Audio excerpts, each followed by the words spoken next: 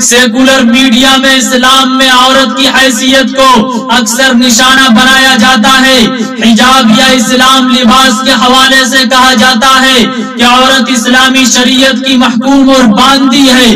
اس سے پہلے کہ اسلام کے حجاب کے حکم کا تجزیہ کریں، ہمیں اسلام سے پہلے کے معاشروں میں عورت کی حیثیت کا مطالعہ کرنا ہوگا۔ آئیے آپ کو تاریخ کا سیر کراتا ہوں جو یہ واضح کرتی ہے کہ قدیم تہذیبوں میں عورت کی حیثیت نہایت بے وقت اور اسے محض شہوانی جذبات کی تسکین کا ذریعہ سمجھا جاتا تھا، حتیٰ کہ اسے بنیادی انسانی شرف و عزت سے بھی محروم کر دیا جاتا تھا۔ اس تہذیب میں عورت کو گھٹیا سمجھا جاتا تھا اور بابلی قوانین کے تحت وہ تمام حقوق سے محروم تھی۔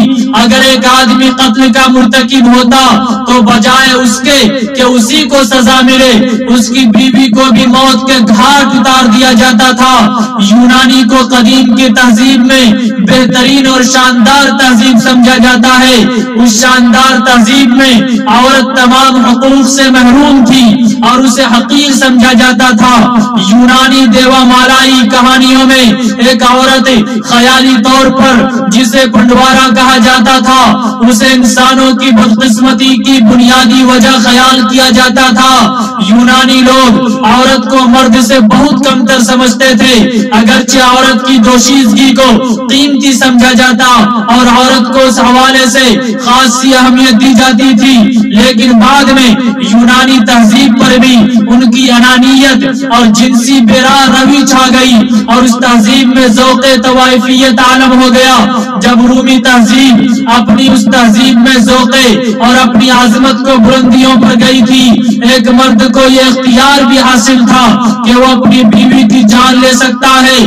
طوائف بازی اور عریانیت اس معاشرے میں عام تھی۔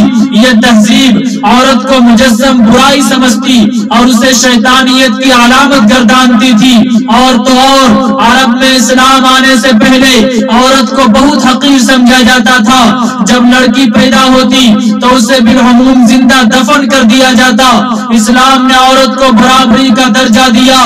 لوگ عام طور پر حجاب کو عورتوں کو تناظر میں زیر بحث لاتے ہیں، لیکن قرآن عظیم میں اللہ تعالی مردوں کے حجاب کو عورتوں کے حجاب سے پہلے بیان کرتا ہے۔